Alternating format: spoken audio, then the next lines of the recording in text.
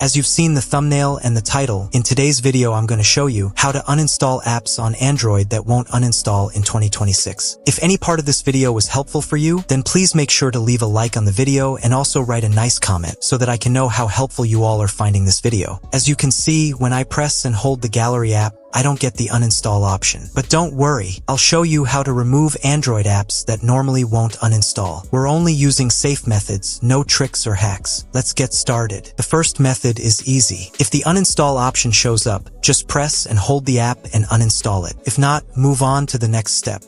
Go to Settings. Then scroll down and tap Biometrics and Security. Scroll down and open Other Security Settings.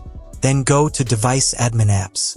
These apps can control some parts of your phone. If one of them is turned on, it might stop you from uninstalling other apps. If you see anything turned on that you don't recognize or don't need, turn it off. This usually happens on work or school phones. If that doesn't fix it, follow the next step carefully, where you can uninstall multiple apps at once.